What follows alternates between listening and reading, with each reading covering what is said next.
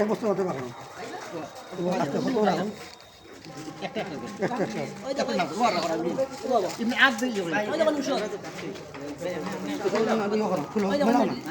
রাখো না সব রাখো রাখো মেলাই লাগতো মাল বাখর সব রাখো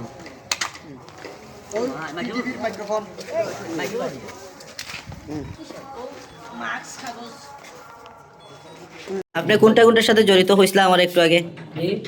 আমি দৈনিক প্রভাতী বাংলাদেশের আছি স্টাফ রিপোর্টার, আর আপনার দৈনিক স্টাফ রিপোর্টার বলে আছে, আমার কার্ড বান আছে, সব ওগুলা আছে, আর কিছু না। আর কোন সংগঠন? জি, আমি বাংলাদেশ প্রেস ক্লাবের কার্যকারী সদস্য। কোন জায়গা? সভাপতি কে সম্পাদক? সভাপতি হলো গিয়া সেক্রেটারি হলো জেমস, আর সভাপতি হলো গিয়া আপনার এম এস আলম।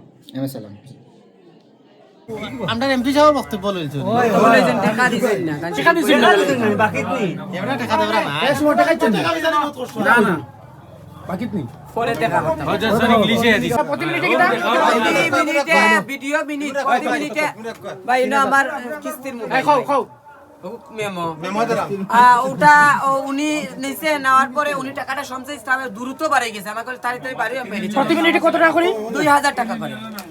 আর আমি আর কোনোদিন বাংলাদেশ প্রেস ক্লাবের পরিচয় দিতাম না এবং সাংবাদিক পরিচয় দিতাম না, এই গুণে আমি আপনার কাছে জোর হাত ধরে ক্ষমা চাই।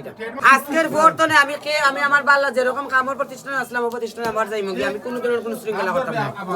না, আমি টেইলারি করি, আমি আমার টেইলারি জগতে আবার যাই মুগি। আপনারা স্বাক্ষর দাও তা স্বাক্ষর লইছি না না বক্তব্য না লাইভ ভিডিও লইছি না এই তো মোবাইল নাম্বার দিলা ভাই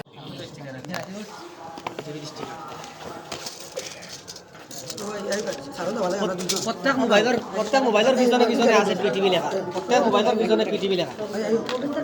এই যে এটা সিরিয়াল হইছে, আমি দেখারা আপনারা একটা ওই দেখেন প্রত্যেক মোবাইলের পিছনে পিটিভি লেখা একটা, এই যে এটা সিরিয়াল হইছে দুইটা এটা সিরিয়াল হইছে। ওই দেখেন এটা আছে আমার প্রথম বুলেটিন এই যে আছে একটা পিটিভি বুলেটিনে মনে হয়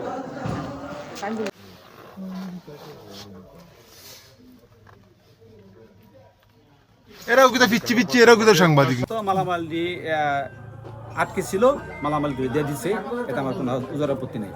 না আমি তো মূলত আপনার আইজিএসপি ডিআইজি ওসির সাক্ষাৎকার নেই, তো যে কোনো কারণবশত যে ওরা আছে ওদের সাথে ঘুরতে আসছি, এই হিসাবে মনে করেন চেয়ারম্যান সাহেবের কাছে একটা সৌজন্য সাক্ষাতের জন্য যাওয়া হয়েছিল, যেটা আমার ঠিক হয় নাই, আমি আর যাবো না।